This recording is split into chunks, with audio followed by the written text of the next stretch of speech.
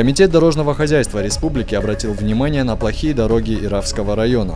На встрече председателя правительства Сергея Такоева с председателем комитета Георгием Казбековым было принято решение о выделении дополнительных субсидий Иравскому району. На сегодняшний день размер субсидий составляет 7 миллионов 600 тысяч рублей. По заверению Георгия Казбекова, эта сумма будет расти. Особое внимание планируют уделить строительству и восстановлению дорог до летних лагерей для детей, таких как Комы-Арт, Балс и другие. Работы по основным направлениям планируют завершить в течение 2 месяцев. Восстановление и постройка новых объектов будет проходить под контролем Комитета дорожного хозяйства. У нас на 2014 год задача стоит увеличить субсидии. Егорскому району мы увеличили уже. И на сегодняшний день мы видим результат, люди довольны. И практически острый вопрос дорожной инфраструктуры района мы сняли.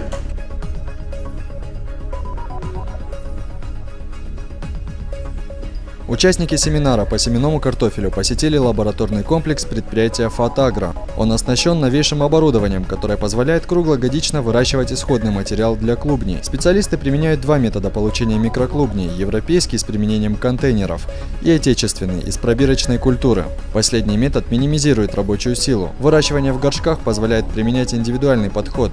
Для каждого сорта разработана отдельная система питания. Помимо иммуноферментного анализа, мы также проводим иммунохроматографический анализ. С помощью вот этих тест-полосок мы можем в полевых условиях проверять растения на наличие вирусной инфекции. Во Владикавказе, на месте, где еще недавно располагался пустырь, открыта новая зона отдыха. По программе администрации местного самоуправления в городе должны благоустроить 50 угловых зон. В основном это участки на пересечении крупных дорог и районы с большим количеством жителей. В прошлом году было открыто 13 таких площадок. Новая зона отдыха расположена на углу улиц Московская и Калинина. Здесь уже установили дорожное покрытие и провели освещение. Как сообщают в мэрии, в этом году во Владикавказе появится еще 10 зон для культурного отдыха. С каждым годом у нас прибавляется вот таких благоустроенных зон все больше и больше. Потому что есть подпрограмма 50 на 100 называется, это 50 означает 50 угловых зон, которые мы должны реализовать в течение, может быть, 2-3 лет.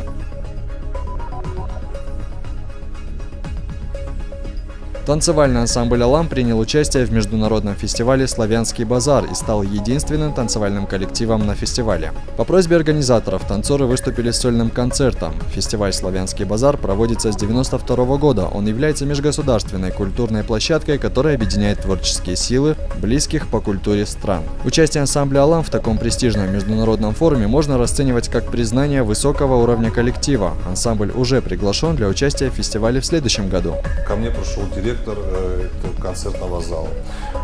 А мы работали в Государственной филармонии, она маленькая, там всего 600 мест. Но когда он сказал, что за 2 дня на нас были проданы билеты, и он пришел, хотел посмотреть, что мы из себя представляем, и увидел, что аншлаг, и люди ломятся, он говорит, нет, надо вам сделать гастроли. И действительно, вот, очень хороший отзыв.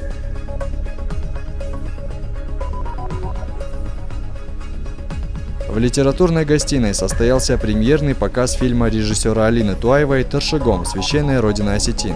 В картине рассказывается о потерянной родине выходцев Трусовского ущелья, исконно остинские земли которого остались на территории Грузии. Для того, чтобы полнее передать весь драматизм ситуации, режиссер добавила художественные элементы в документальную киноленту. Проблема показана глазами ребенка, который мечтает попасть на землю предков.